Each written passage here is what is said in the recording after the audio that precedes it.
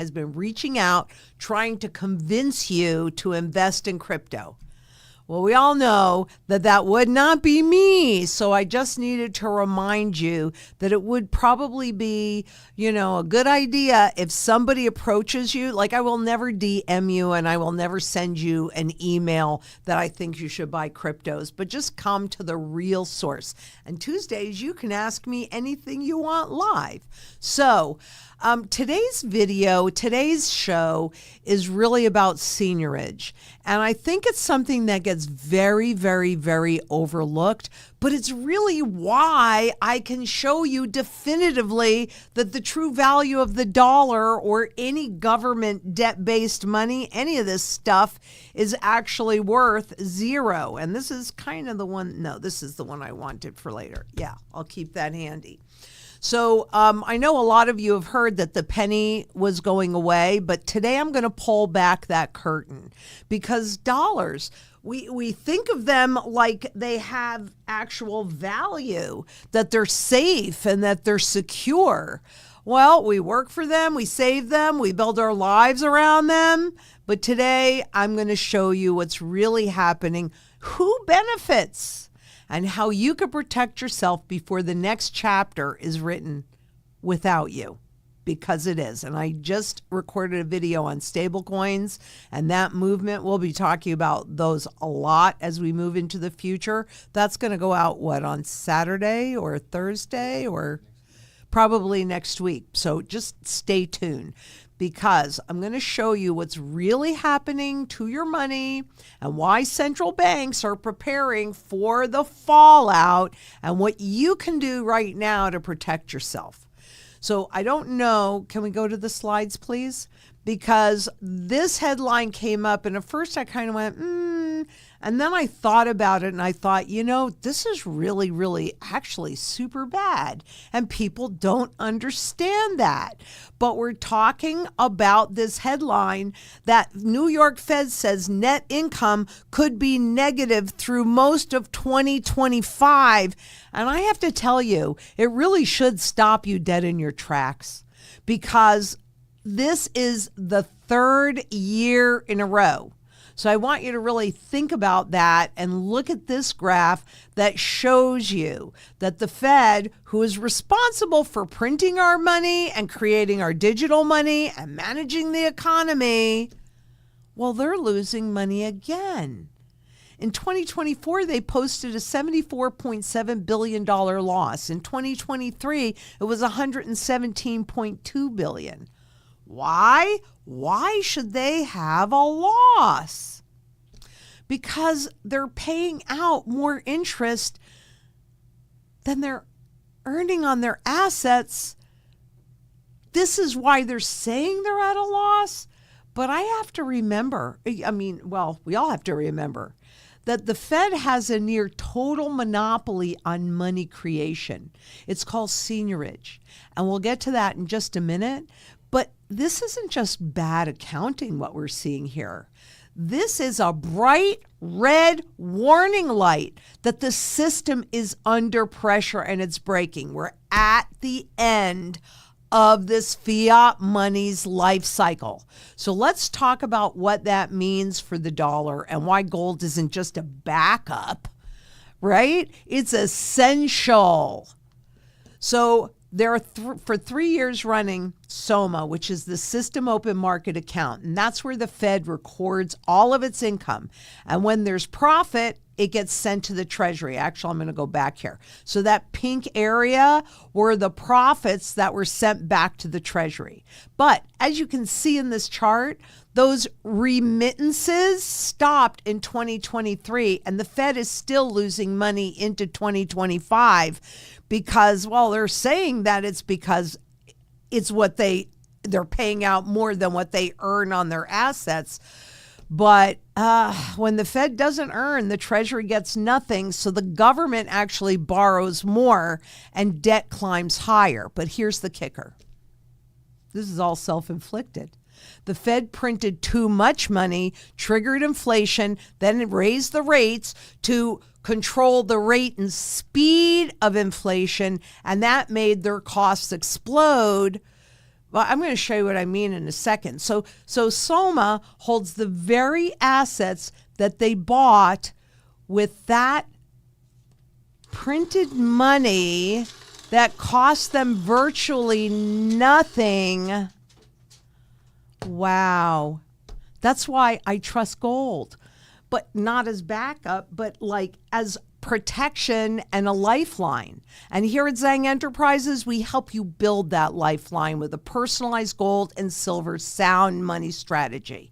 So let's go on to the seigniorage, because it's very important that you understand this. Nobody does, and yet you should. I mean, we kind of know about it, but it's kind of hidden. So what is that? Well, it's easy. It is the profit the government makes when it creates money.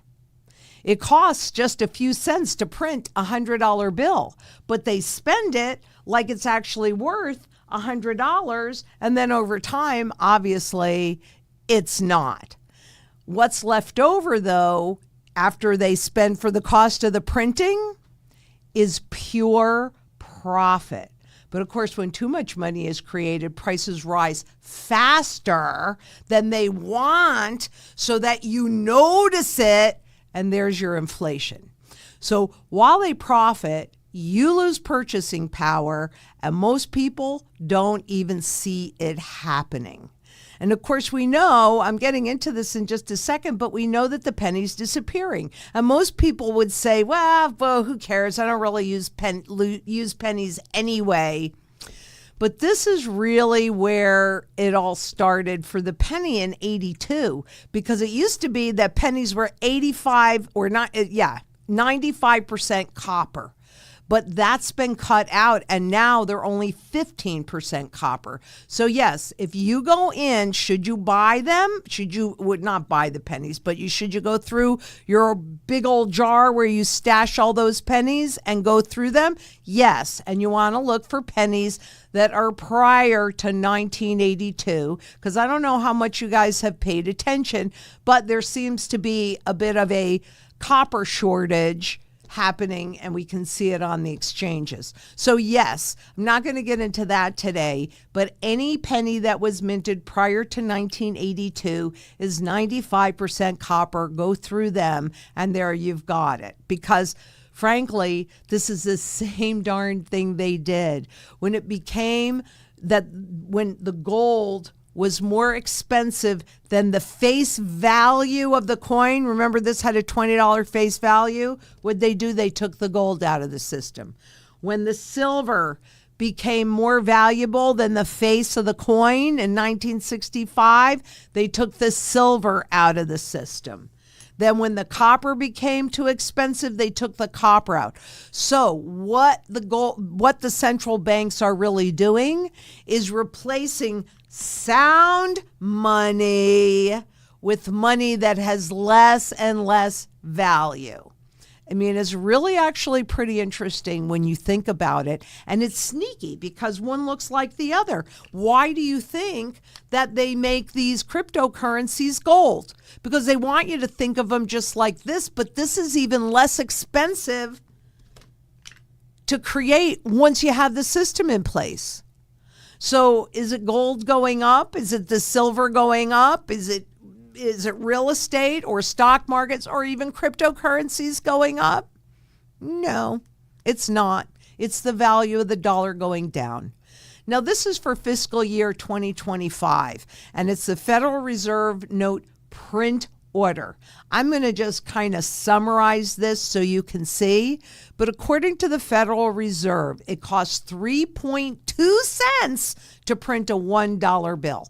That's a 96.8 cents in profit from a $1 bill. While a $100 bill, it costs 9.4 cents. Now, I'm not really sure why it should cost more with the ink and the paper, but okay, these are their numbers, so I'm going to go with them. But that is a $99.91 in profits out of a $100 bill. Now, can you see why the dollar's purchasing value keeps falling? Because there's no value in this money. I want you to take a look at this. The total cost to print 112 trillion, almost let's just say $113 trillion in physical bills was 286. All right, we'll give it 286 billion. That's a huge profit. Why are they losing money? Because here it gets even more complicated. I'm not going to get into it too terribly much, but there is a lot more to this. But they create this money out of thin air, and then they turn it into debt, and they get to charge interest on that money that they created out of thin air. But here's the problem. Since 2008, it's taken more and more of this to get less and less and less done. It's like pushing on a string because there's really no value there. And when the money supply grows faster than the economy, prices go up faster. People notice and they start to lose that confidence. So I'm just going to show you. They have a 99.75%. You could really kind of say that's 100%. And digital currencies are less expensive to print. How can they have value when it doesn't cost anything to create? With gold and silver, they have to mine it. So it takes labor, it takes energy to pull it out of the ground and to turn it into whatever that form is, jewelry, coinage, whatever. But that energy and that work gets held in that coin, and then it can be used in any other area of the global economy. I hope that makes sense to you. If not, I hope you're jotting down a lot of questions to talk about this, because it's critically important. And this, let me show you this. This is the chart on M2. That is the main measure of money supply that we have now, because they took the M3, which was supposed to be total money supply, away from us in 2006. But the M2 includes cash, checking, savings, money market accounts. Look at the pattern shift that happened in 2022. Why is this not working? Here we go. Here it is. Okay. Can you see that looks different than the whole rest of the chart, right? Because it dipped and then it went back up again, and now it's back to that level that it was in 2022.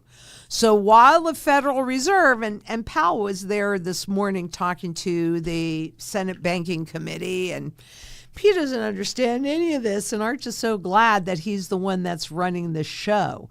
But look at that pattern shift that happened in 2022 as the Fed rapidly raised those interest rates to fight the inflation that people were noticing because it was happening so quickly. This is also when the Fed burst that debt bubble. The impact of that is just now starting to become apparent and signals the end of this currency's life cycle. These things matter. Can you see the difference in the pattern on that chart, where it was just steady, more and more and more, let's create more and more money, which then of course reduces its purchasing power up in 2022. That is when the debt bubble popped.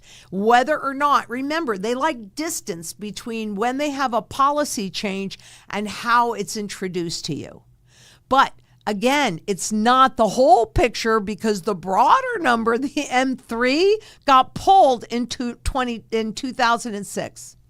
Why do you think they did that? Maybe because they didn't want us to see how big it's really gotten. More money, less value. Guess what?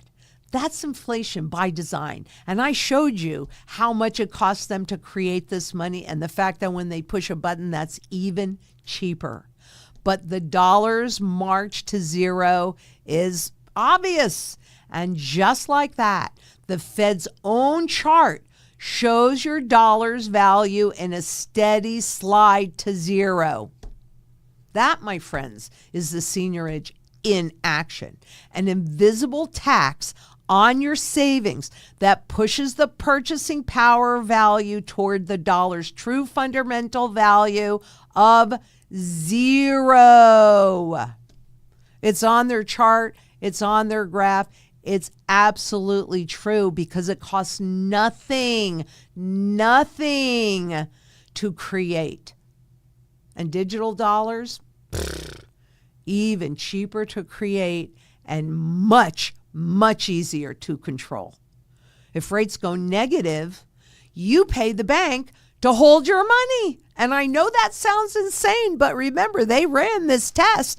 And what was the conclusion of the test? They ran from 2009 until I think the last one was Japan in 2023, 2022, 2023, right? If rates go negative, you pay the bank to hold your money. So while they profit, you lose purchasing power. You think that's fair? Because I don't even think that's close to fair. And I say we take our power back by getting sound money back in the system again. Because if they do that, they can't reduce your purchasing power like that. And even in the beginning, can I have that chart back up, please? Even in the beginning where you see that big dip, that was because of all the money that they printed, right? It used to be that this itty bitty little teeny 20th of an ounce of gold backed a $1 bill. When they installed the Federal Reserve, then it backed $2.40. That's why you see that big runoff. And they kept doing that in 33 when they confiscated the gold from us. They reset its value overnight from $20.67 to $35.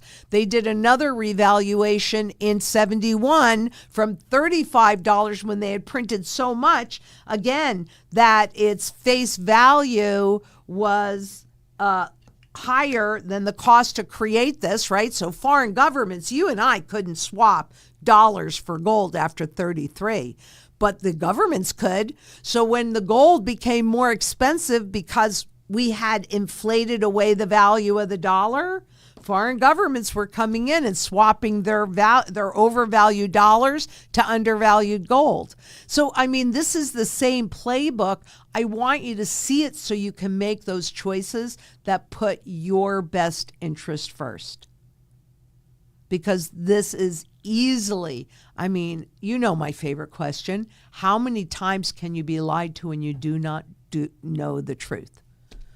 Don't be fooled by high stock or crypto prices. That's just how they hide the truth and keep you stuck in their system.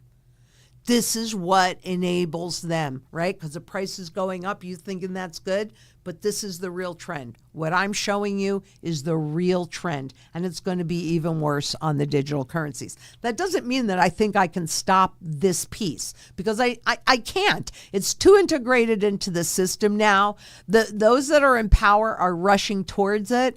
But what I am really telling you, this will be seigniorage on steroids, and it'll be the corporations that are making this money. And the government is going along with it because it supports the dollar and it supports the government debt. But it does not support you. It's just that simple.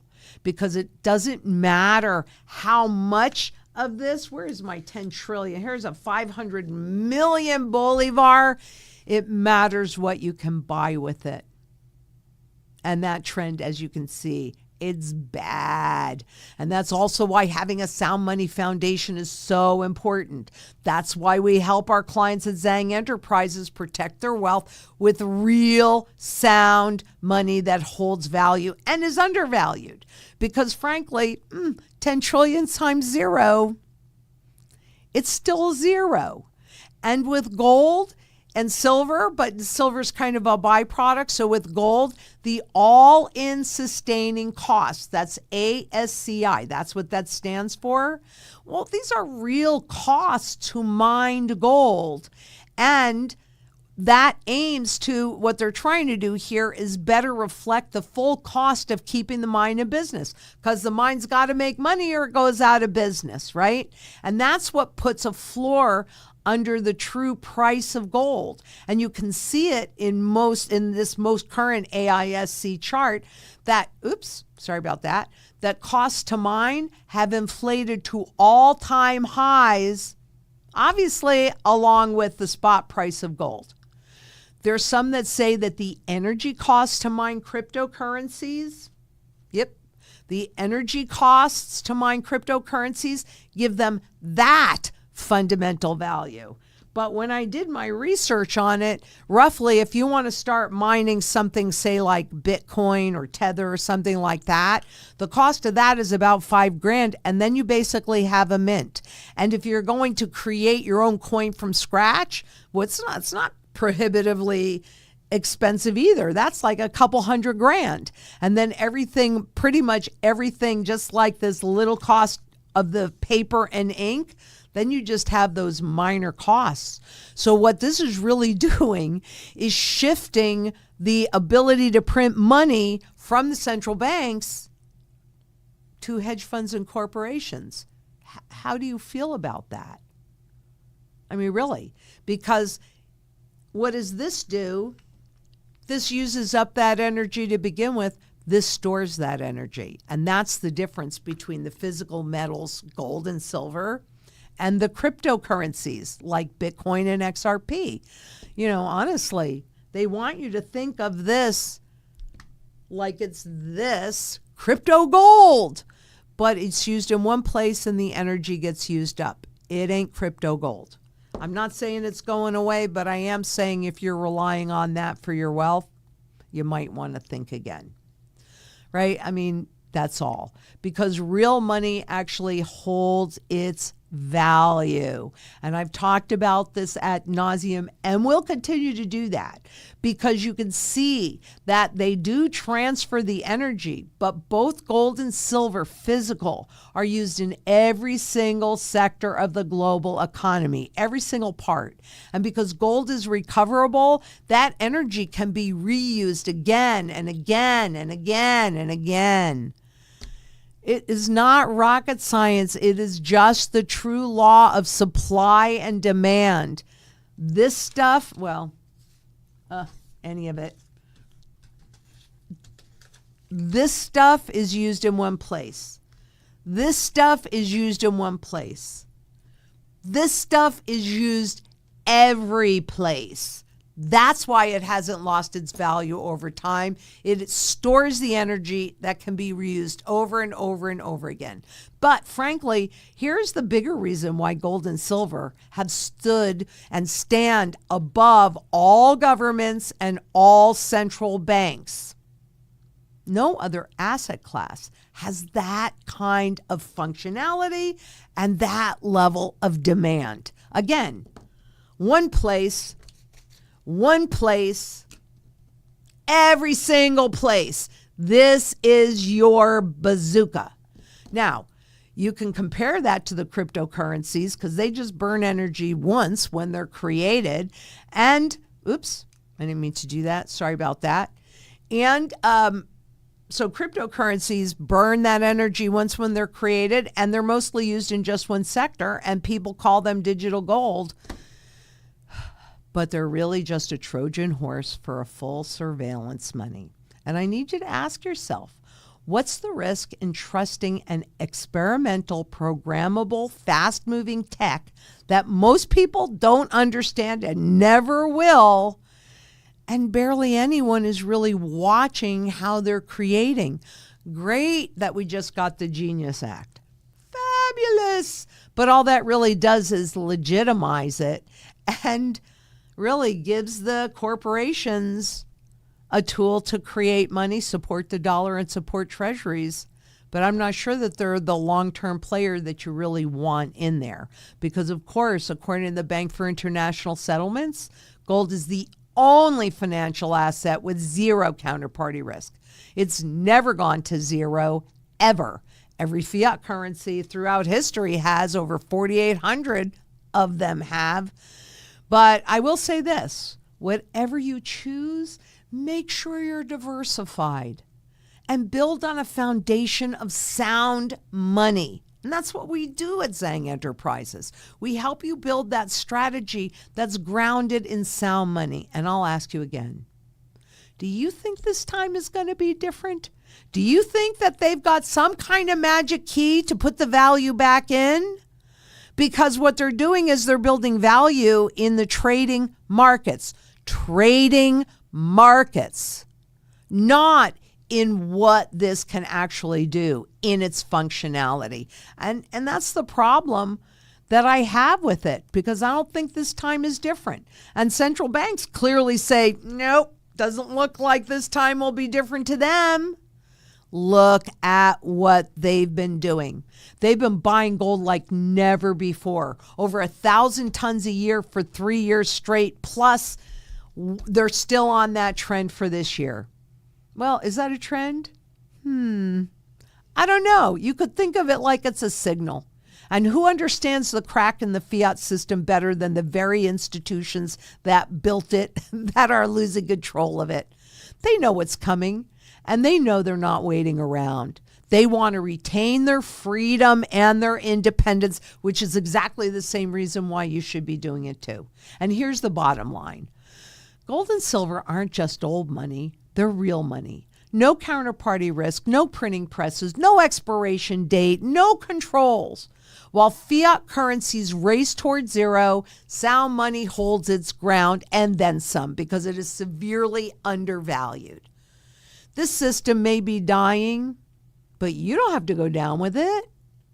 Let us help you build that future rooted in sound money, because you know I always go, what if I'm right and what if I'm wrong?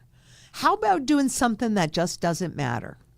So I know this was a little bit longer than what I typically do, but I thought that this was really, really important, and I'm hoping to have conversation around it. And so now I will start with questions, and the first question is from Landy Hobbs. Hi, Lynette. How will we know when the currency reset has reached its conclusion?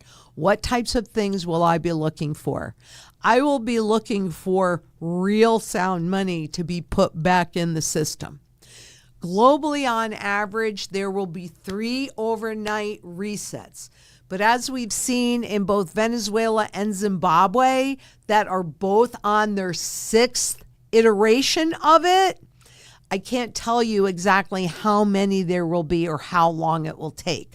But the key piece is going to be when there is gold back in the system that actually creates limitations, which means I want it to be redeemable gold, that if you don't like what they're doing, you can pull it out. So we shall see. But that's really what I'm going to be looking for.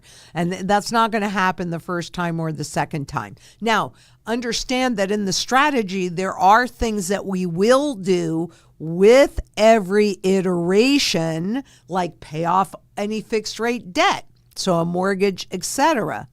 But until there's something that creates limitations around how much money can be created, they'll keep doing it. They'll keep doing it. I mean, think about this. Did you realize that it costs 9.4 cents officially to create this, and they don't have to work for this at all. And yet you have to work 100 times harder for this than you do for a $1 bill, which is obviously not a real $1 bill since my face is on there. But you get my point. Why is that okay? Why is that okay? Their job is to manage this decline. But the system is dying. So Eva Sintra asks, hi, Lynette, why did the stock market, including gold, not react to the war between the USA and Iran? That is a great question. And I was actually originally going to talk about what's happening, World War III, etc. And the reason why you didn't see the markets, any of the fiat money markets react to that is because the nature of the war, at least between the U.S. and Iran, was almost instantly taken down, right? So even though Iran retaliated by striking a U.S. base in Qatar, they warned everybody they were going to do it so they could save face And then they went into a truce. Now, whether or not that's going to hold remains to be seen. Israel is still in the mix, so what happens remains to be seen, but on a very short-term basis, that's why you didn't see the markets react. You actually saw them go up, right? Oh, okay, no problem. There are so many problems, but that's a great question. Thank you so much for you to bring that up, Eva. And Deb Warner asks, Lynette, what series of events need to happen that will stop this artificial manipulation of gold and allow it to skyrocket into its fundamental value? When they need to get our confidence back, that's what they're going to have to use. That is what they used 100% of the time. You saw Zimbabwe just make that attempt, but again, it was only in digital form and it was not redeemable, so it hasn't worked very well. It must be redeemable. It must be redeemable, or we will not have a new system. So it's a function of shouting on the rooftops and getting as many people as possible around the globe to convert this junk into sound money. But that will happen, but it'll be when they realize. It's just like I keep waiting on Zimbabwe to actually put redeemable gold in the system because the public doesn't trust it. And that's what they use to get the public's trust back. And ML asks, in a digital system with a UBI, Universal Basic Income, that's a UBI, can human labor be the currency? Can labor be the backing to the social credits awarded for good behavior, hence making gold or paper obsolete? Well, none of that would make the gold and paper obsolete, but it definitely does. I mean, your labor is what you barter for this stuff. And so part of what I'm asking you to ask yourself is if this costs them 9.2 cents to create, plus then it gets complicated, right? They make this from thin air. Then they create debt and charge interest rates, and the central bank regulates those interest rates. This is leverage upon leverage upon leverage. That's why we have to have a hyperinflationary event, because that's the only thing that burns all of this garbage out of these. These are just numbers, but I just showed you. Why is the fundamental value of this zero? Because it doesn't cost anything to create. So going into a universal basic income where they just give everybody a certain amount of money, frankly, regardless of whether they're working or they're not working. So to keep the consumer economy going, that is, my friends, very, very hyperinflationary. It makes gold and silver even more important, not just because they come up with a tool to keep fooling you. What that can do is kick the can down the road, and it's really frustrating because you know the truth and you're like, well, I want it to happen now. I want it to happen now. But I'm old enough to have learned all in due time, just not necessarily mine. And my job is to translate this financial noise into understandable language so that you can make choices, educated choices that actually puts your best interest first. That's what we do all the time.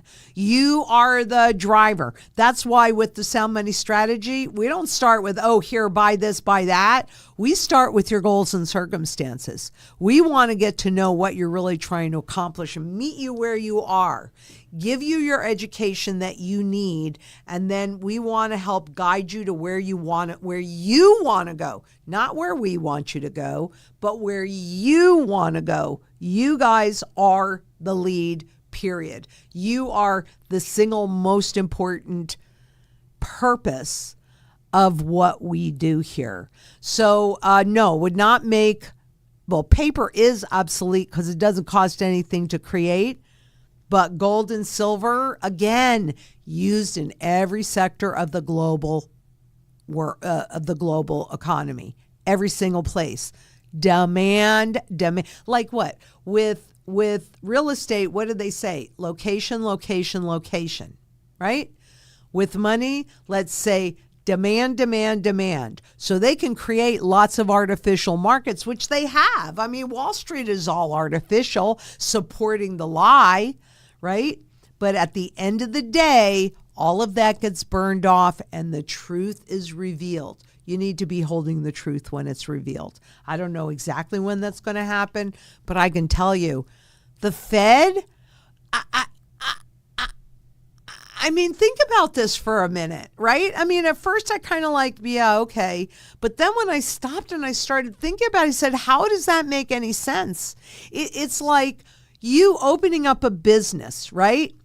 But you get all your goods for free. You get all your labor for free. You get your rent for free. You get everything for free. So every single sale is 100% profit in your pocket.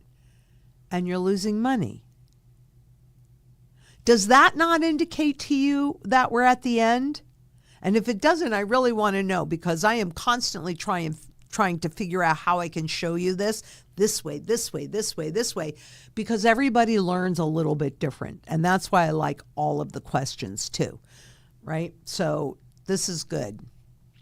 And Wolf asks, hey, hi, Lynette. Let me just take a little sip of water.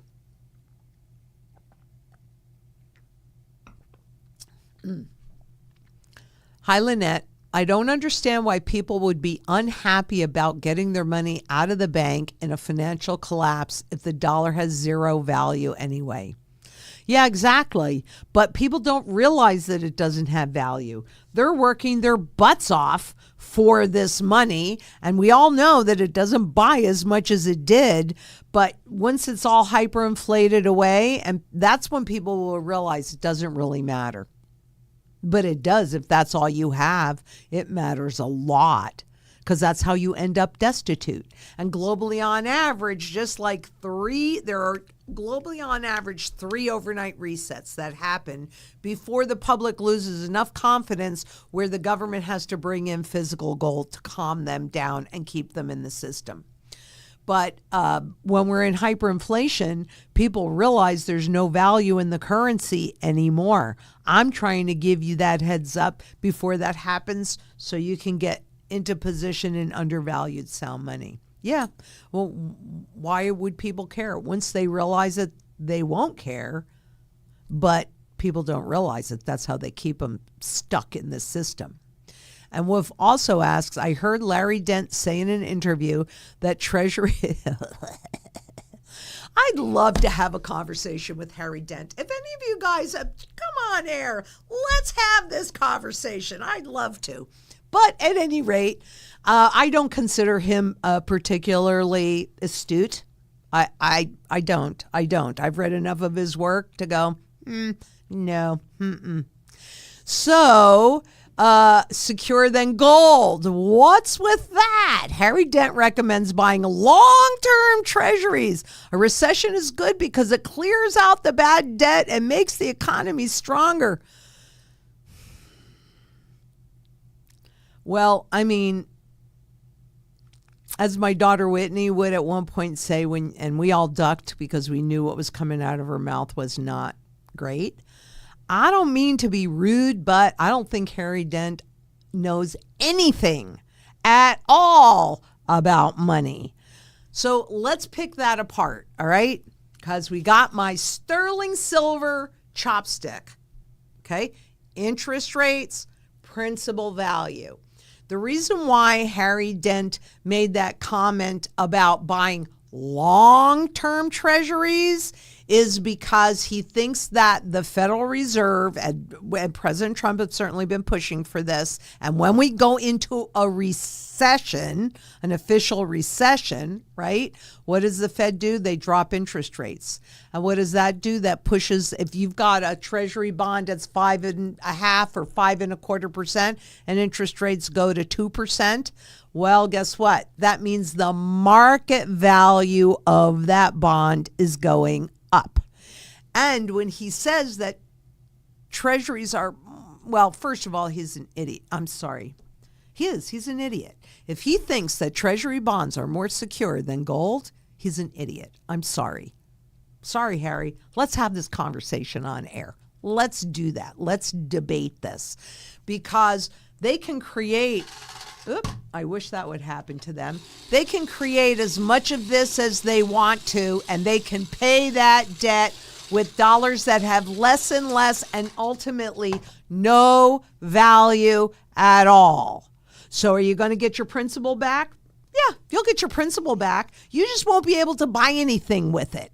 That's why the UBI doesn't mean anything, universal basic income, because the easier it is to create money, the more money that will be created and the less value that the money will have. And by bringing in and enabling these tech firms or these large, like Amazon and Walmart and all those guys, which, by the way, those guys are also selling gold and silver, by the way. What they're really doing is they're speeding up production of the money supply, and they're trying to create new artificial demand for dollars, because the petrodollar created that artificial demand. And so now they're thinking the stable coins will do it. But I do believe that the cryptocurrencies and the stable coins are just a Trojan horse to get you suckered in and thinking that nothing has changed when everything has changed. They know how to do this. They know how to do it. Gold was the foundation. Everybody got used to it. It held your purchasing power intact. But when they printed $2.4 for every one of little itty bitty piece of gold, the dollars lost all sorts of value. And then they had to take the gold out of the system, because if you didn't like what they were doing and you'd walk in with this and walk out with this, that created restrictions. So they took them away. Now we're going into another one. And by the way, I'll show you this one. This is a fake whatever. This is from 1864, and it's a state of Florida bill. And they only printed on one side. The back side is blank. They did the same thing in the Weimar Republic. So whatever they have to do to cut costs, that's why they're taking the penny away. It costs them 3.7 cents to create 1 penny. And that doesn't even have, it has 15% copper in it. It basically has no copper in there at all. It's cheaper and cheaper and cheaper just to push a button, because one person can create a lot. And I'm sorry, I'm kind of going off on this, but it's just stupid. What he said is just dangerous and stupid. And don't be fooled. Don't follow someone that has no flipping clue about money when he's talking about money. And I'm sure he's not pleased with me either. But I'd love to have a debate with him. I would love that. Kathy Kaler asks, have you heard Dr. Scott talking about NESARA? If so, what's your thoughts? Stated money would be converted to QFS. I don't know that I've heard Dr. Scott talking about NESARA, but I certainly am familiar with NESARA because it's been around for a very long time. And while, I think that there could very well be, parallel dimensions and all of that.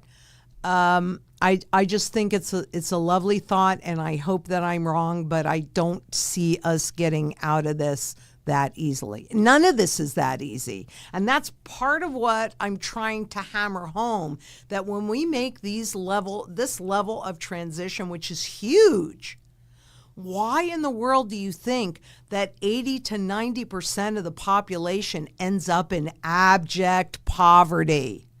Why? Because there's no value to this. So I think that it's a very nice thought, and I'm hoping that that's true. I have hopium, but if I can do something, that doesn't matter if I'm right or wrong, that's my preference. This doesn't matter whether I'm right or wrong. If I'm holding gold, I'm good no matter what. I'm good. And so are my heirs. So are my heirs.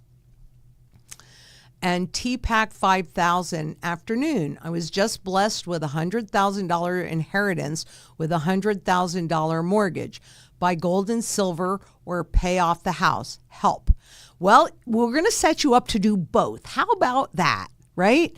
So if you call us, then we can calculate out how much gold you actually need for that to pay off that $100,000 mortgage when that overnight reset occurs.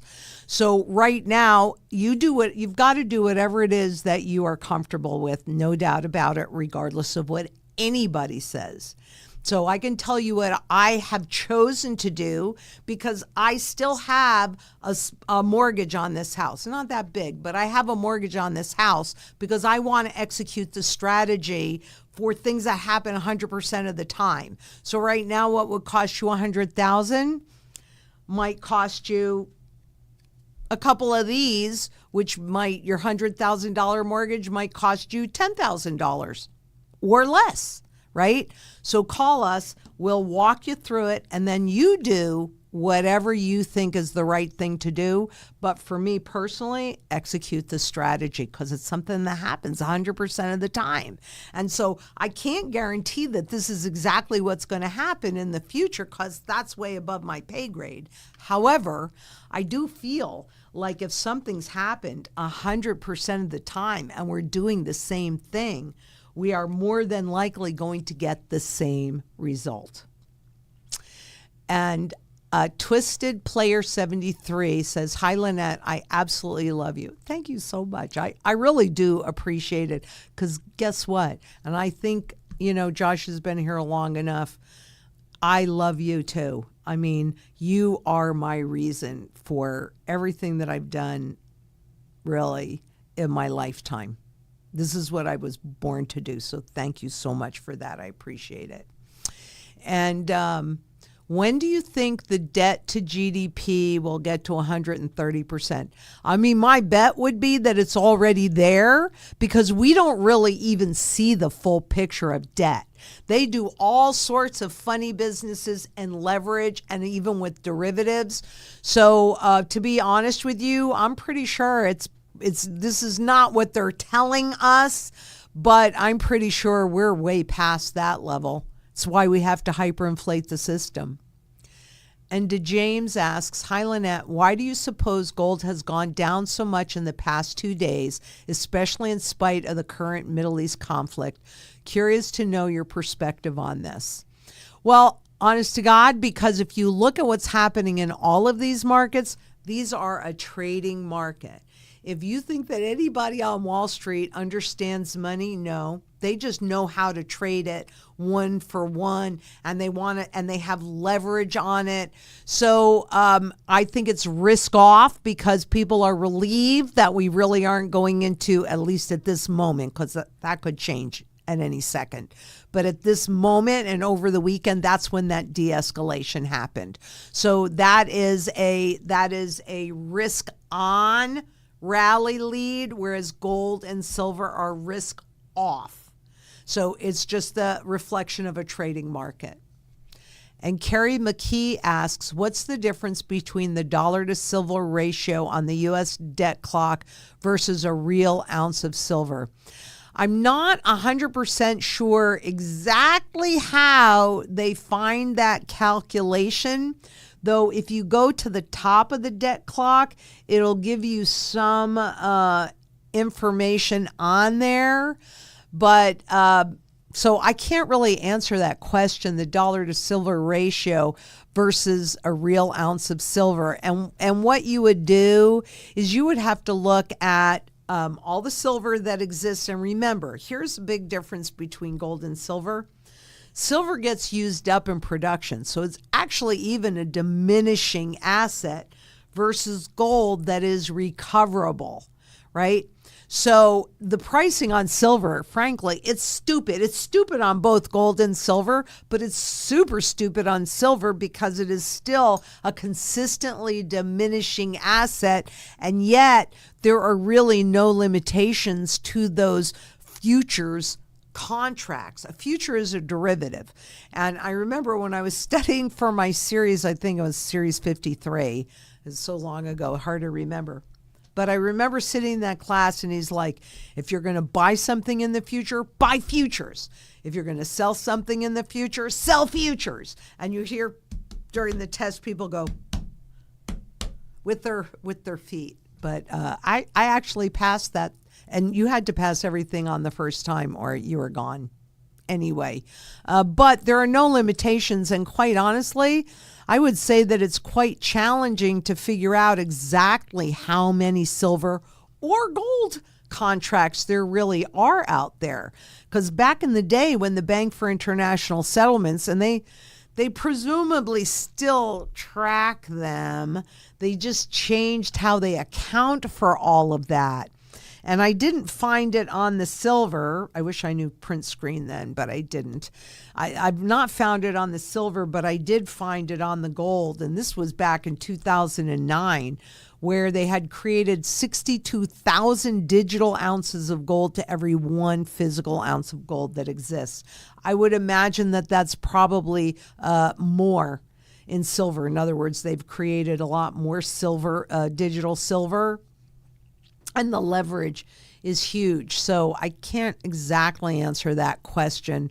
But what I know is they use this to control the visible price, because the market reads it as if it exists. And that's one of the reasons why you will see things exploding upward in the future. And Miramar asks, did you see that gold was created for microseconds in a collider? A collider a few weeks ago? I didn't. Good. They're going to try. They've always tried. And for just a few microseconds, who knows? Maybe sometime in the future they'll be able to create lab-grown gold and silver, but they haven't been able to do it for thousands of years. They've done it with diamonds, and, I guess we'll find out. But at this point, that does not compete, nor does it create more gold. And Stephen, but I'm going to write that down and I'll look at it, but it doesn't mean suddenly gold has no value because they can create a lot of it. Can they create silver? That may be a dumb question. No, they have not been able to create the same physical properties of either, I should say, gold or silver in the lab. That's why they have to use them in every single sector of the global economy. You could go in. Here's actually. Now, here is a fake silver dollar and gold dollar, or gold $20 gold piece, $50 gold piece, right? These are not made of gold or silver. They're just made to look like it, right? But don't you ever wonder, it's kind of genius that they got us to think of this like this, and now they're trying to get us to think of this like it's this, but both of these are fake. This is the real thing, and the answer is no. They have not been able to figure out how to create real gold and silver in a lab. Okay, collider.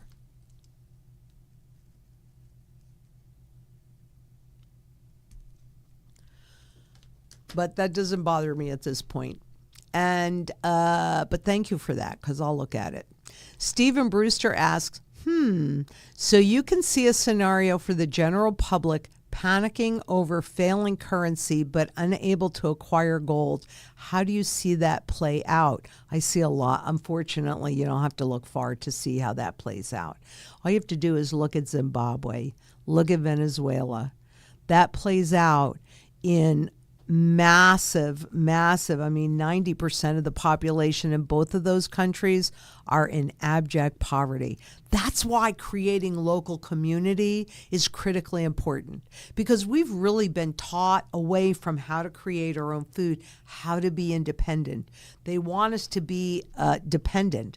So what's the mantra? Food, water, energy, security, barterability, wealth preservation, community, and shelter. If you come together in community and each one brings the gifts that they have, whether it's a skill set, whether it's a piece of gold or silver, or food and their ability to lay irrigate, whatever it is, You've got to come together in local communities so that you can survive this. That's the scenario. I don't think that they're panicking because they can't get gold. I think at that point they're panicking because they can't feed their children. And there are no jobs, or even if there are jobs, you're not getting paid to do those jobs. And how are you going to live? In poverty. That's how you're going to live.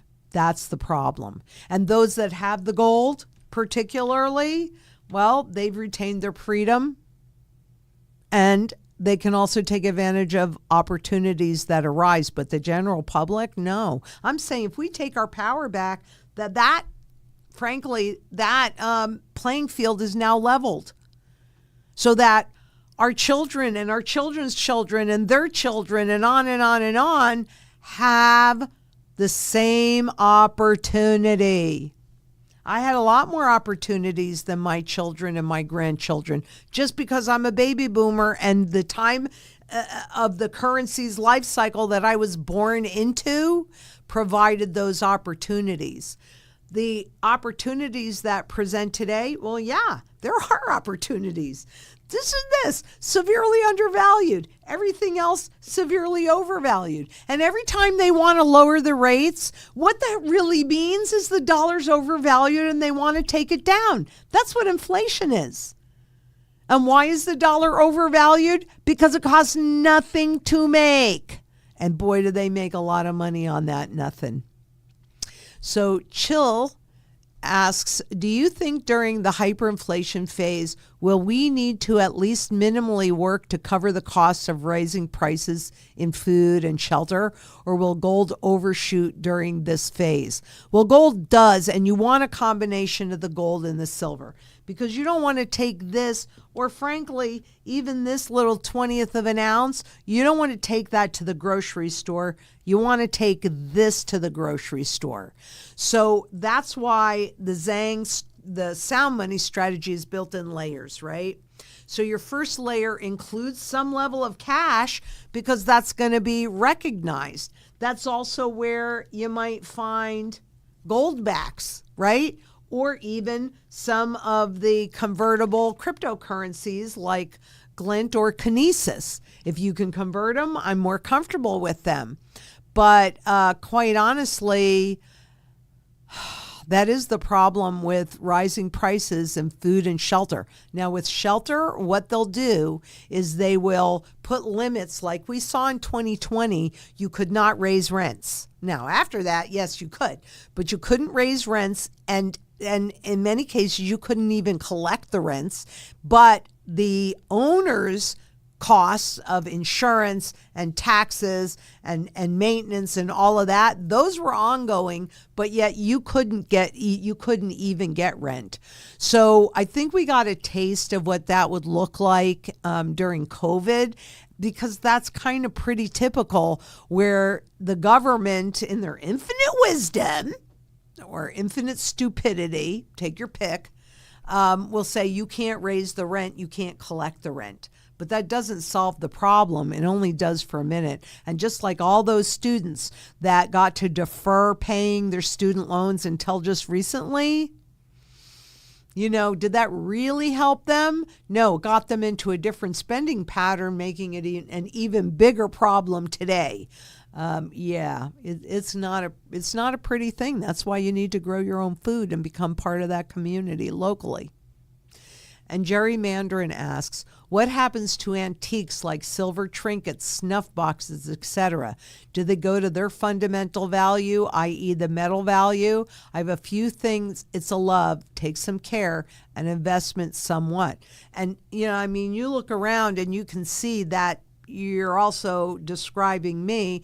And the answer is yes. Now, it's interesting because I just had this conversation with a friend of mine who is an antique appraiser, because there's a piece that I had bought, which happens to be gold, and he was like blown away with it, and it kind of dawned on him, which is kind of what this stuff is too, my friends. It kind of dawned on him that if you have gold and silver in any form, it's going to go to its fundamental value. Yes, it will. Yes, it will. That, my friends, is also what helps eat up the costs of doing this. You see what I'm saying? Because you're buying it so severely undervalued. As it goes up, in terms of this, which quite honestly, when we're in hyperinflation, I'm pretty sure you're not going to want to be converting your gold into dollars unless it's to buy an income producing asset like other real estate or rights or something. And we'll see who's going to survive that. But yes, they go to their intrinsic value. They're not their intrinsic value. That's the market value. They do go to their fundamental value. And KJ Free asks, I know you prefer or you favor pre-33s, but with bullion, is there any advantage to have a 0.999 versus a 0.9 gold coins? Buffaloes, maple leafs versus eagles. It kind of depends on what is happening in the market. And by the way, with maple leafs, you can even go one more 9 level pure. But it's been my personal experience. And remember, it's been a long time since I've worked directly with clients. So you'd actually probably get a more accurate answer if you call us and you talk to somebody, one of our strategy specialists that actually work with this all the time. But it's been my personal experience that it's really kind of that popularity that bumps up the price. So in Canada, you probably would get a better premium for the Canadian maple leafs versus the Canadian maple leafs down here if you were to buy or sell them. And the same thing I'd say with the American Eagles. You probably pay a bigger premium here than you would in Canada, though years and years ago that used to flip-flop. And sometimes the Canadian Maple Leafs were more popular and sometimes the Gold Eagles were more popular. Personally, it just kind of depends on the market. Honestly, it does. Just depends on the market.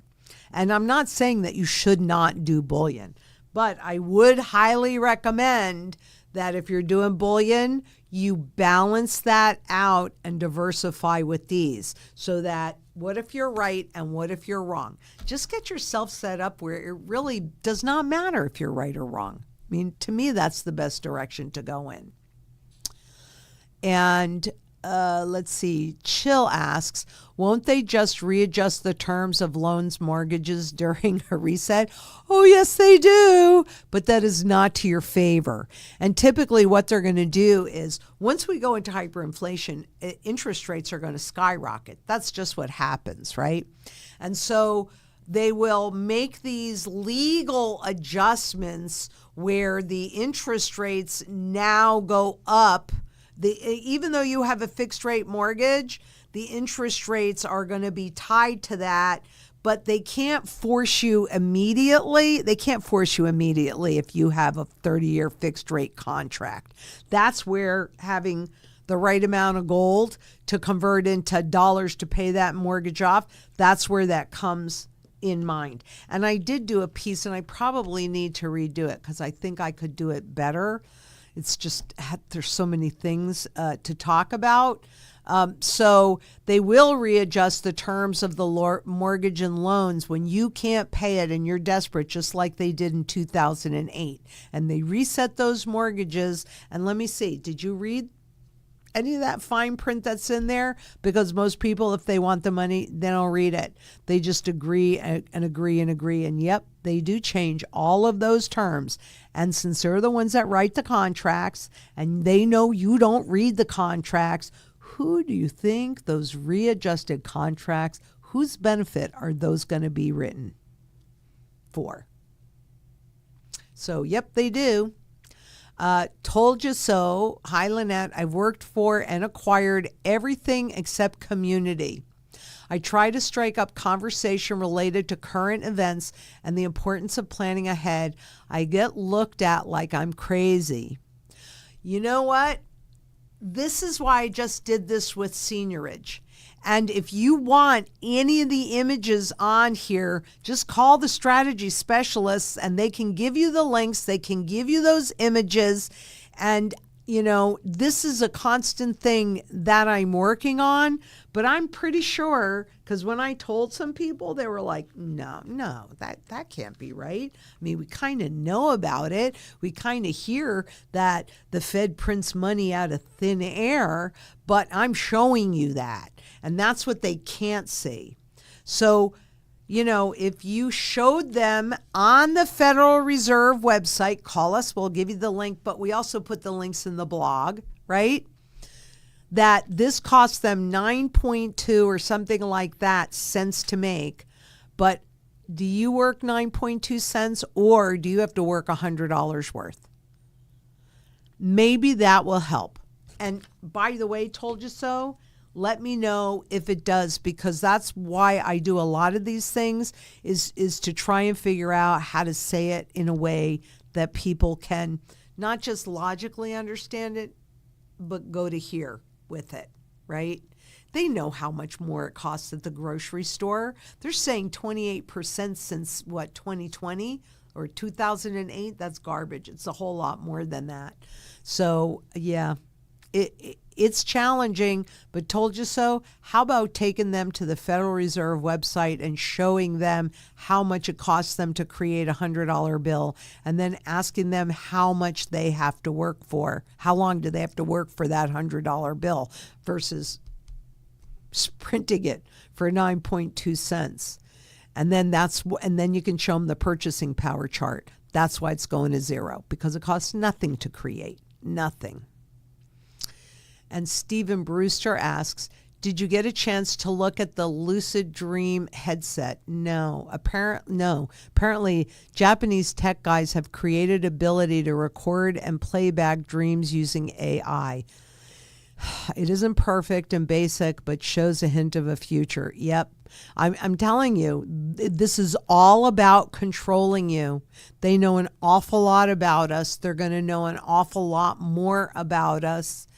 And the ability to record and play back dreams, but also the ability to plant thoughts and ideas in your brain. That's what we talked about last week. That's where they're going. I'm glad I'm old. I'm glad I'm old, but it also means that it's that much more important to leave a solid foundation for our children. Solid, because otherwise they're going to have to do whatever, and they're going to be fooled into it. They're going to be nudged into it. There's one commercial that I see regularly on Bloomberg that comes up, and it's about South Korea and how those children are, for the first 4 years that they go to school, they are playing with AI. They're just playing with it. They're not doing anything else. They're just getting them comfortable with it. They're playing with it. And then after those 4 to 5 years, then they actually start teaching them how to program it. This is how you make the system, and this is how you make the changes. You make it seem normal. I know, younger viewers will come and say, well, you're old. What do you know? And I remember in my generation, you didn't trust anybody over 30. But there is sound practices. There are sound practices in history. And history has a tendency to repeat itself. There's going to be a big test.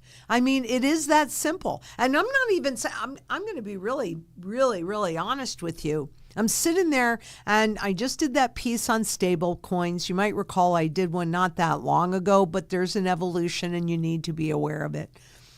And I'm sitting there and I'm saying, I've been watching this forever. And specifically Bitcoin, I didn't start seeing it in January. I didn't see it in January of 2009. I started watching it, I think, in 2010 or something like that. It was $7 a coin. That part I remember. I don't remember exactly when, but that's when it was. And I thought to myself, I'm sitting here watching this whole entire evolution. Have I done my viewers a disservice? But then I remember, no, historically, there's got to be a huge crisis to make this transition.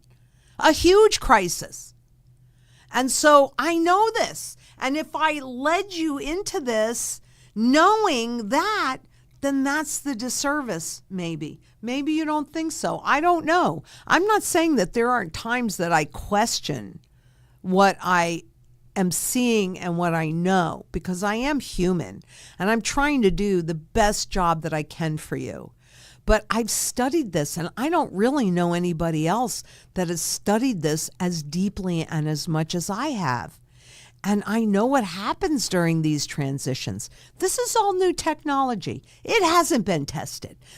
A crypto winter, that's not the test. A currency transition and a crisis and a debt crisis, that's the test. And we're going to be facing that. And I can't say that it'll be next week, but I'm telling you, we're not far from it. And then you're going to be glad that you listened. And you have not just the gold and silver, because you can't eat those, but the food, water, energy, security. Any talent that you have, anything physical is barterable.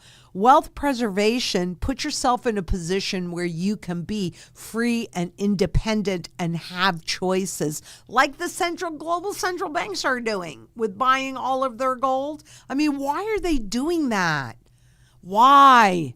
Doesn't anybody ever, and I mean, I would put that chart in there.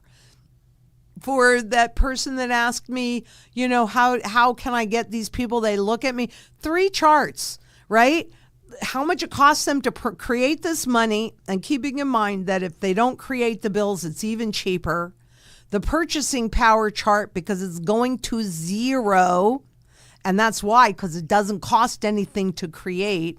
And then all the central banks buying crazy amounts of gold, higher than they ever have since they started recording this. I mean, what does that tell you? And actually, I'd like to know if those 3 graphs would actually tell you anything, because they tell me everything.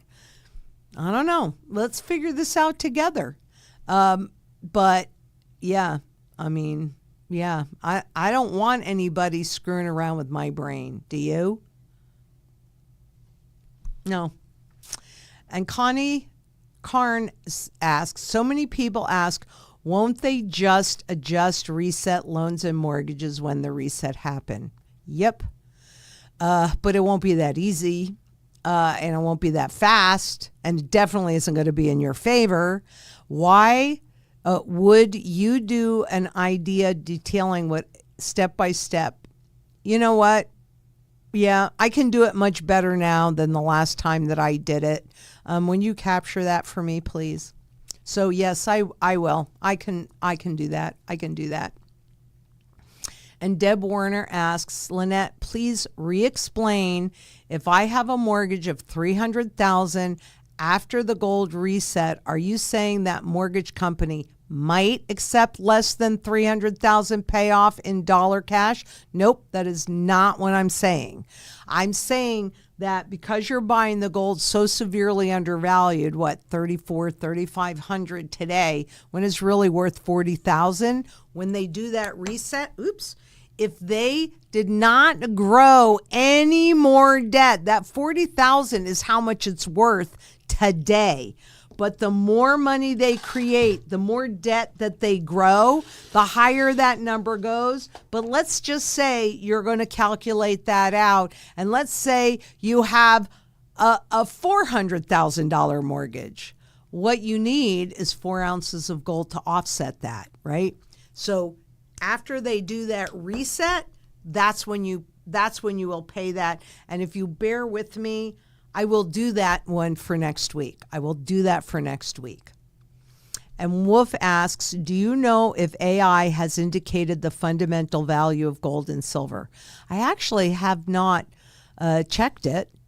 It would be interesting. I would think that, AI scrapes stuff from the internet. So there's definitely going to be a bias in that, but that could be an interesting experiment to do. I don't know that I care about their answer, because again, it's got to be fed in. Oh, here, we pulled it up. Okay. So this is from AI Chat GPT. The fundamental value of gold can't be pinned to a single number like a stock's intrinsic value, because that's market value. But it can be understood through several key pillars that give gold its enduring worth. Scarcity and physical properties. Gold is rare, indestructible, and doesn't erode. It's difficult and expensive to mine, which limits supply growth. Also, there's a finite amount in the ground. And let's see, these physical traits have made gold a store of value for over 5,000 years. Number 2, monetary role and central bank demand. Gold is considered a monetary metal. It was once the basis of global currencies and should be again. And central banks hold thousands of tons as a reserve asset, viewing it as a hedge against currency risk and inflation, and also geopolitical risk and counterparty risk. But they don't say that there, but that's okay. And number 3, it is an inflation hedge and safe haven. Gold is often bought as protection against inflation, currency debasement, or geopolitical uncertainty. During financial crisis or fiat instability like Weimar Germany or Zimbabwe, gold often holds or increases its value. And 4, no counterparty risk. Unlike bonds or stocks, gold is not a liability of anyone else. It doesn't rely on a promise to pay. In a systemic collapse or default scenario, gold's value persists independently. Is that it? Nope. See, pretty good, okay? And then 5, real interest rates. Gold has no yield, so its opportunity cost is tied to real interest rates. Interest rate minus inflation. When real rates are negative, gold tends to rise. Cash and bonds lose appeal. When real rates are high, gold can lag. Because in theory, what they're talking about is, well, if you buy a bond, which is debt, they call it a bond, but it's debt, then they have to pay you interest to take that risk. Gold doesn't have to pay interest because there's no risk involved. And industrial and jewelry demand. About 50% of gold demand comes from jewelry, industrial and tech use, example, electronics, aerospace, and lots more. Add to demand, though much smaller.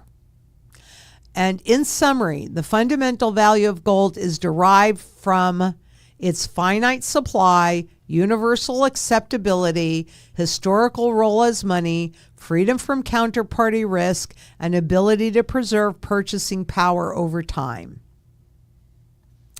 So there you go. That's what AI has to say about gold.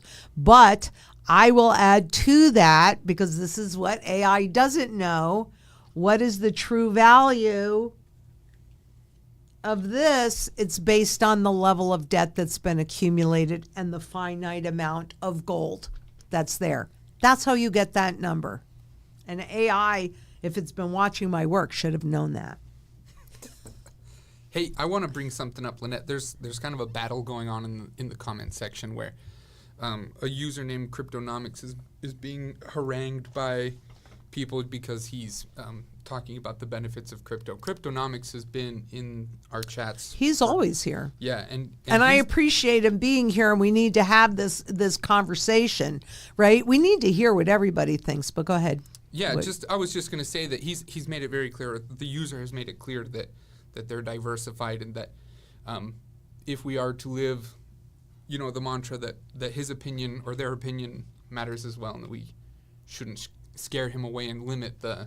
Exactly. And I totally agree with that. That's why I did the XRP event and why I do lots of other events. I'll go and I'll speak in front of anybody. I don't care, because everybody needs to hear what we have to say, and we can learn from each other. Right? The cryptos, they're not going away. The system is completely adopted. I'm kind of curious, though, and especially with this stablecoin move, and the legislation around it, they're pushing the public in this direction, period, end of discussion. So better to have somebody that is on the inside of this and understands it better, bring their opinion so we can then learn from that and protect ourselves even better. I'm not saying that it's going away, though I am kind of curious because it was initially sold, just like gold was initially sold as money because it supported the four functions of money: a unit of account, a medium of exchange, short-term store of value to make sure you're fairly paid, and a long-term store of value to make sure that no matter when you use that money, you're always fairly paid for the labor that created it. When in the cryptos, that takes it down to two functions, right? They can value things in terms of the cryptocurrencies and they can barter with it, but it is no longer a short-term store of value or a long-term store of value.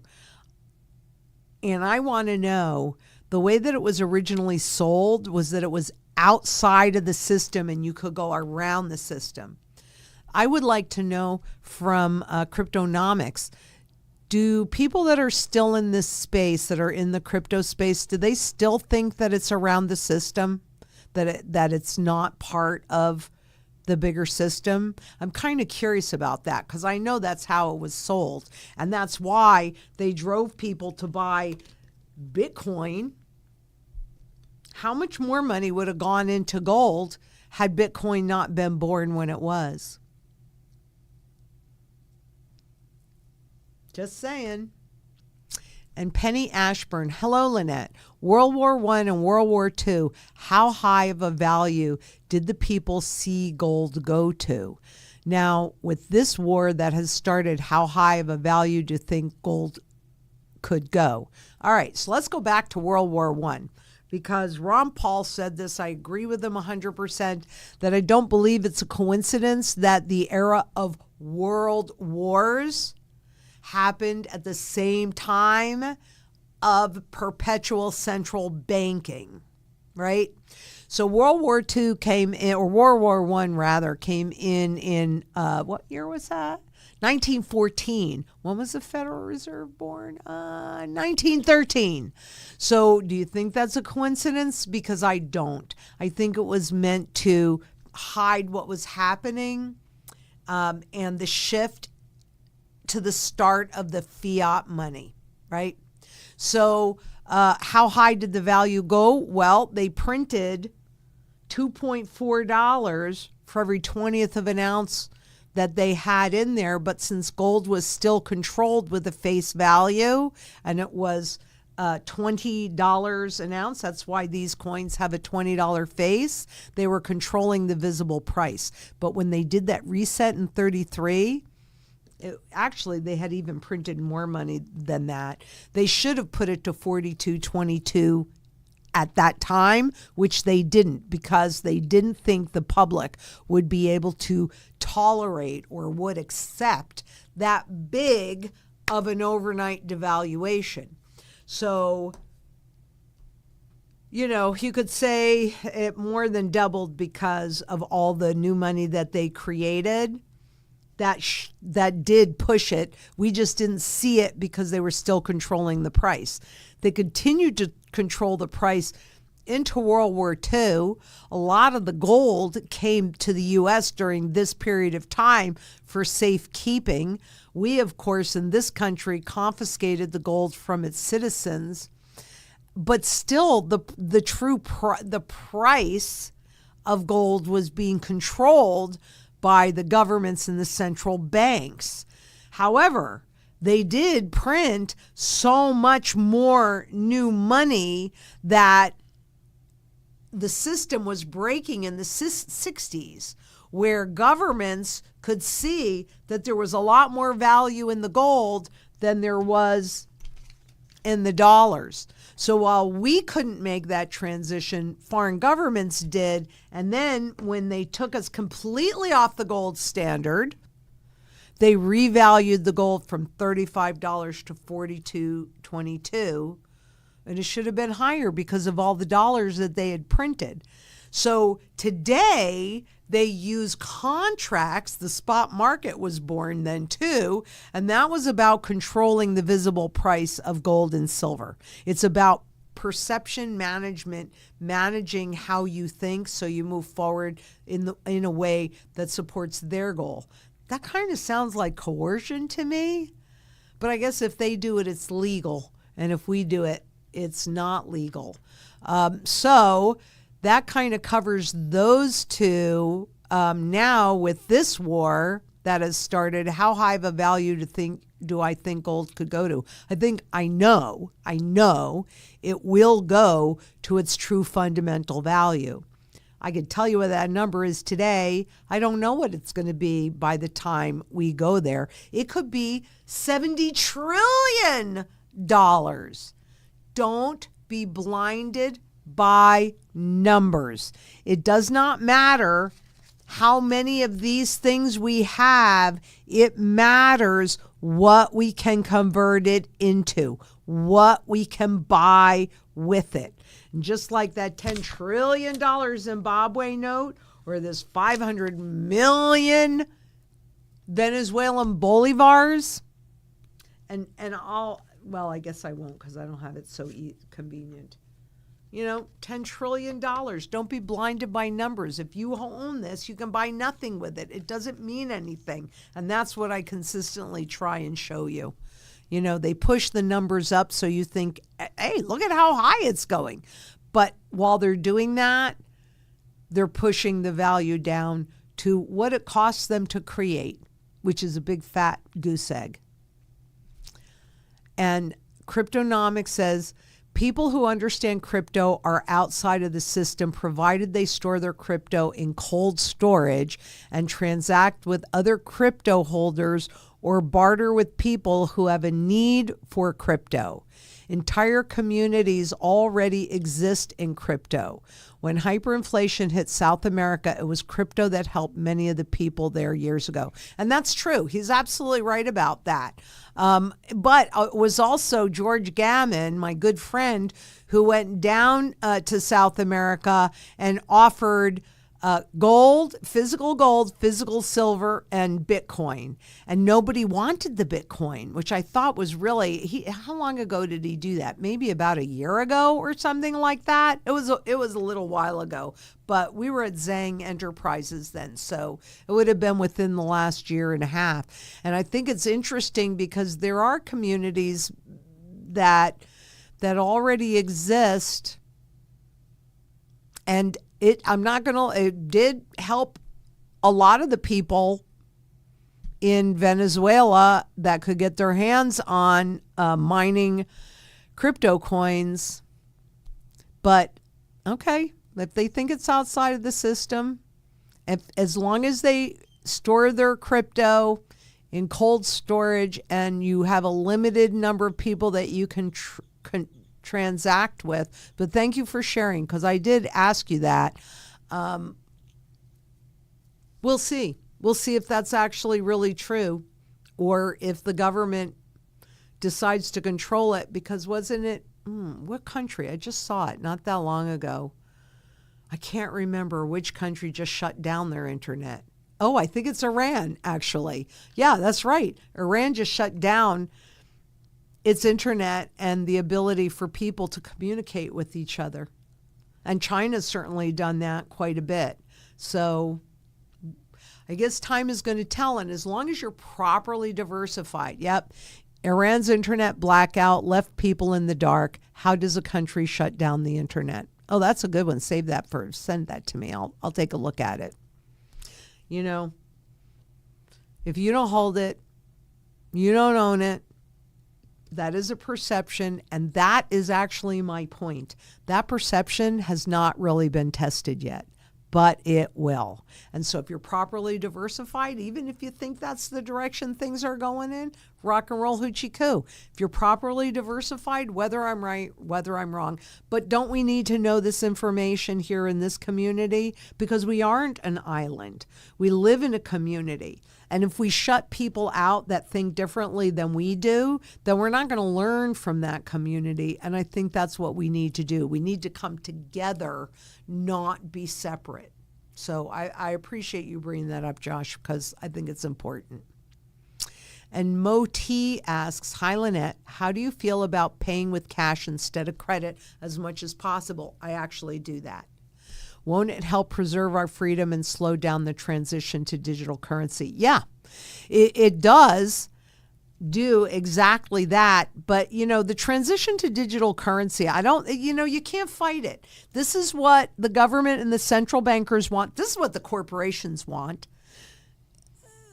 This makes me actually extremely nervous because it is a full surveillance economy. And even the people, even if you're in a small group, but I don't know. I mean, we're just going to have to see. I'm not even saying that I will never buy it. I just want to see who's going to survive. And that's not unreasonable. That's actually, I think it's quite prudent because, yeah, in terms of dollars, I lost those gains that I would have had if I bought Bitcoin, but I'm not a trader. That's not how I think. And I know it's a Trojan horse. So let the test happen. Let all of that inflation, that crypto inflation, that monetary inflation, let it burn out.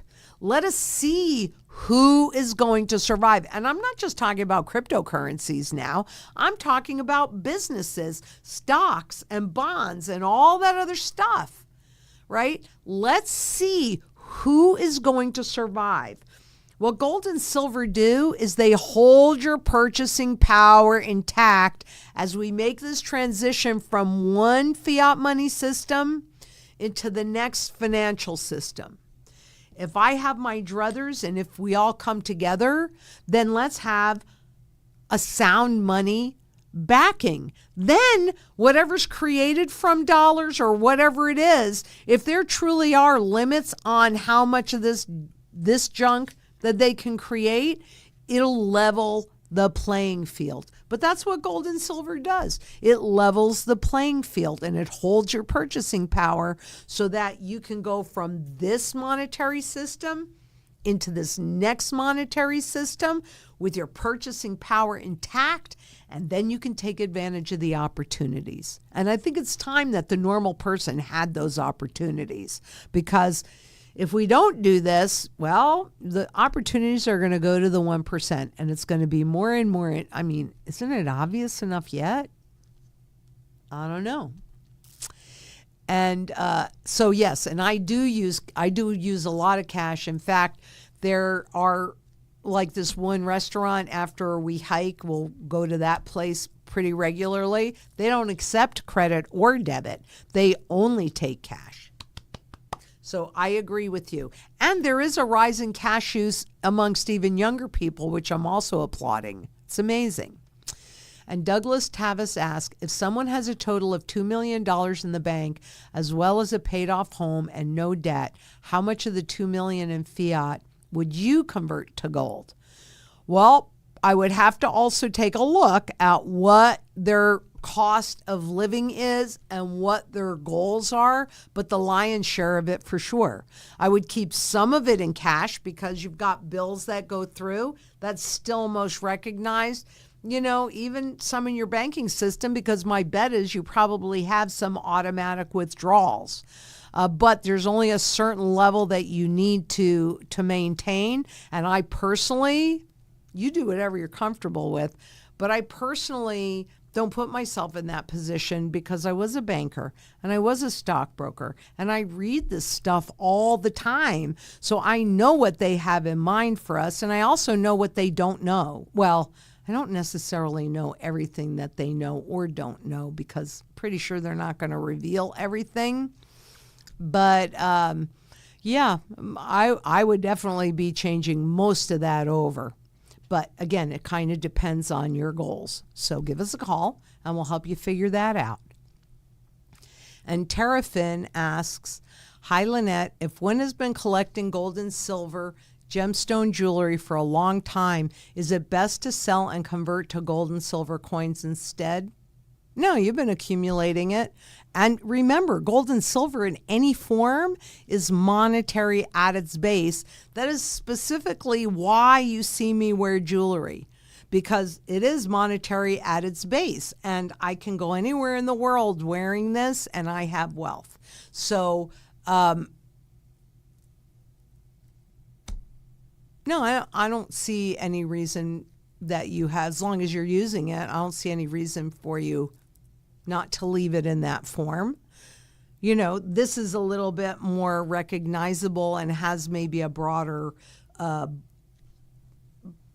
base to sell into than jewelry, but you can do it that way. It's just a very expensive. That's way more than the premiums on this, because jewelry is about a 300% premium, but it is monetary at its base. So, and low blood pressure asks, did your Uncle Al understand the COMEX futures and spot price versus fundamental value?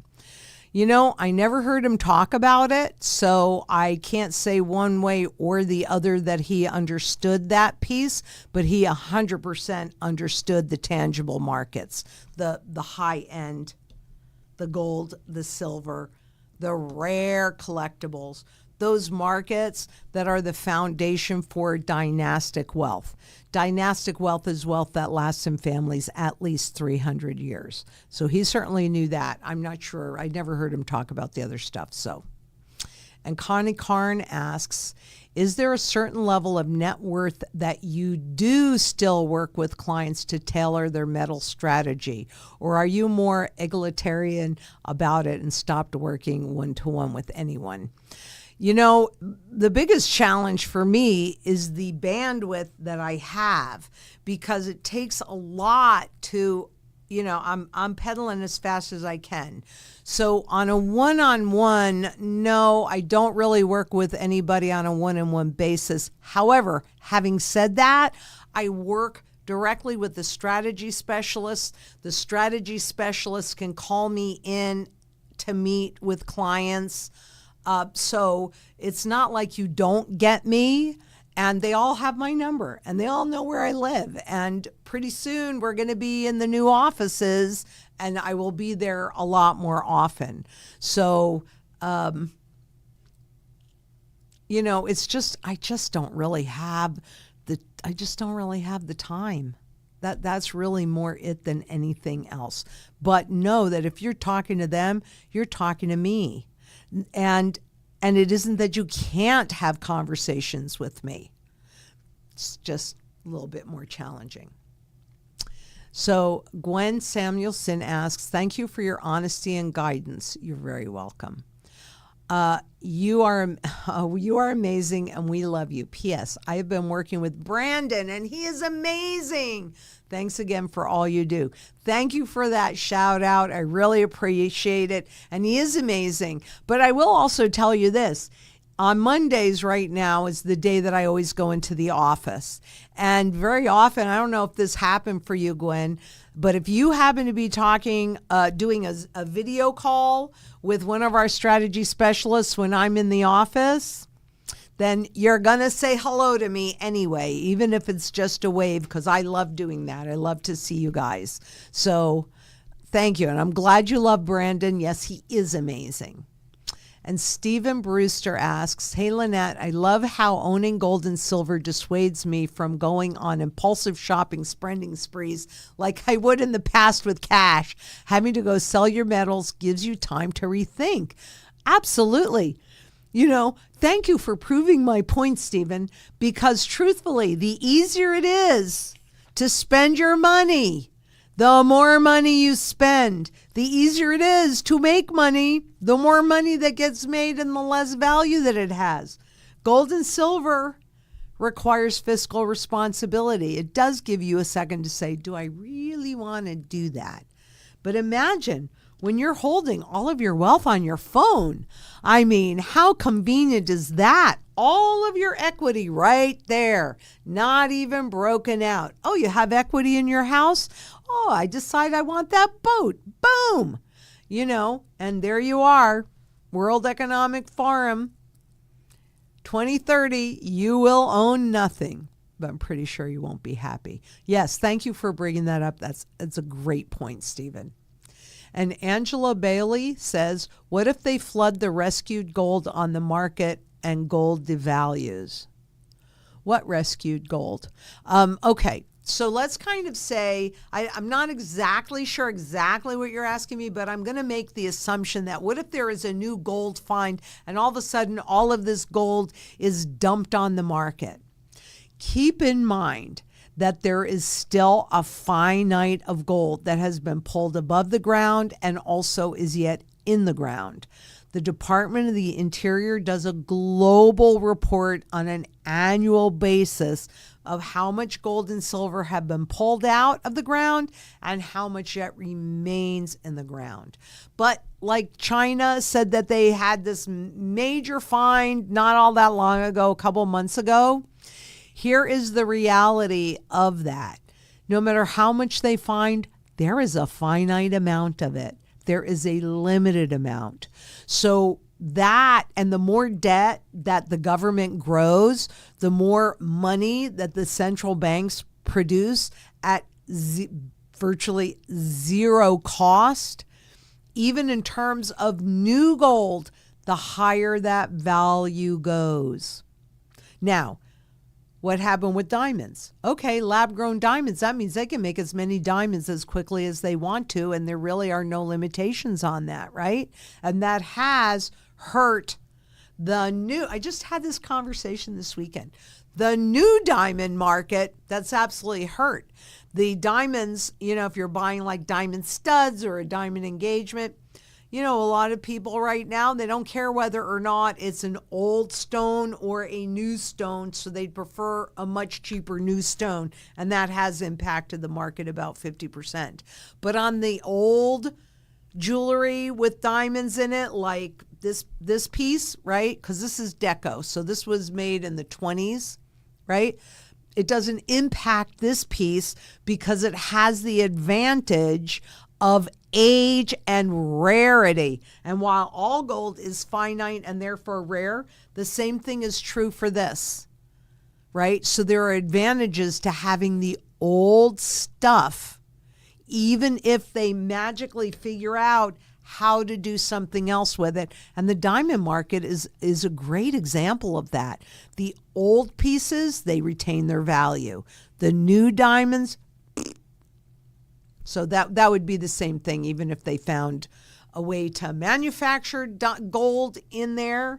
These will shine no matter what, because there's a finite amount. They can't make any more. The new stuff, but at this point, they don't make the new stuff either.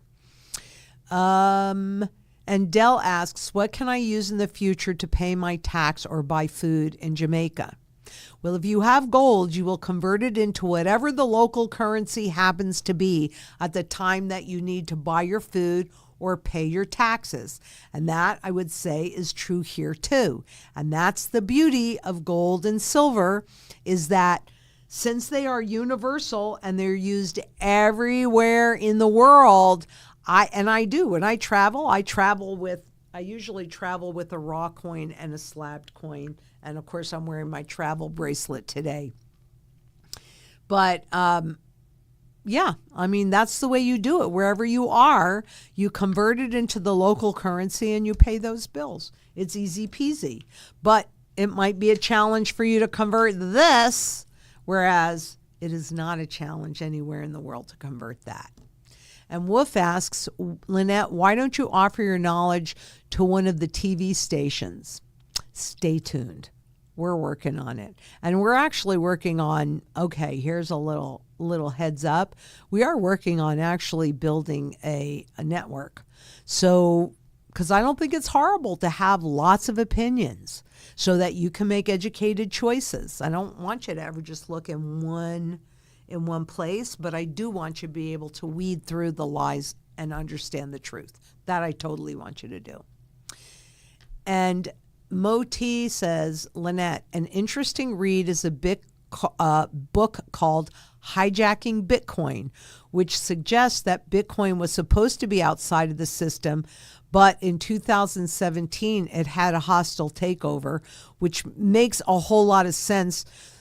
though I'm still not convinced that it was designed really to be outside of the system, or if it was, that's how they got you to buy into it because you believed that it was outside of the system. But I have actually heard of that book. I haven't read it yet. But yeah, if there are a finite amount of them, who do you think owns them all? Especially with all the banks and all the corporations and all these new ventures that are creating these Bitcoin reserves and blah, blah, blah, blah, blah. Yeah. Thank you for that, Mo. And Coral James says, when silver goes up, will gold always go up with it, or can one rise without the other? They can do it independently, because while both of them are monetary metals, gold being the primary currency metal and silver being the secondary one, silver has like more industrial uses. So it kind of, it's more volatile. And it will be more greatly impacted by what's happening out there in the global economy. You know, are they building more cars, less cars, solar, this and that? So yeah, they can be independent of each other, both gold and silver. And there are times where you will see silver move more quickly than gold, and vice versa. And Connie Karn asks, would you call yourself an Austrian economist? Yeah. Was talking with someone yesterday and didn't know how to categorize your strategy for them. I see you as a value investor across all asset classes, and I would say that would be true. And yes, I would definitely consider myself an Austrian economist because I do believe in value. So yeah, I'd say that's great, and thank you very much. And I'm honored that you were talking about me. And Thomas Osborne asked, what is the difference between a fiat currency and Bitcoin? Neither have an intrinsic value. Ta-da! Exactly my point. Thank you so much. And Matt says, where would be your trusted recommendation for gold purchase in Australia? Well, we have a very close relationship with Good as Gold, Brian and Daryl. And I mean, they bring me out there. I love them. So that's where I would go in Australia. Is that it? Okie dokie. Wow.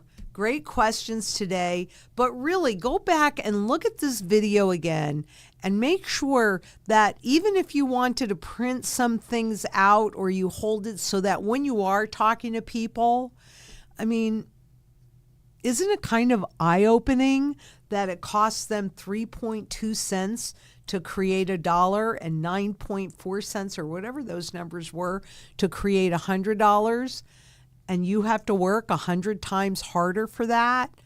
Can you see now why gold is marching to zero value? Because it doesn't cost anything to create, and it's only used in one place. And the same thing is not exactly true. Initially, the setup for cryptocurrencies is, well, I think when I did the research, it was like 5,000 if you just want to mine coins to up to 200,000 if you want to create your own coins. I'm not doing either one, mind you. But, and to your point, what's its value? That energy gets used up. It does not get stored like it does with gold and silver. It is used in one place. It is not used in a universal sense in every single sector of the global economy. It has the broadest base of demand. It has the broadest base of functionality. And it's sound money. That needs to be the basis of everything that we do. But don't forget, food, water, energy, security, barterability, wealth preservation, community, and shelter. And don't forget how much I appreciate you being here. I really do. We're going to fight. We're going to fight. And I think we're going to win if we come together in this sound money movement and demand redeemable gold be in the system again. We can do this. And until next we meet, please be safe out there. Bye-bye.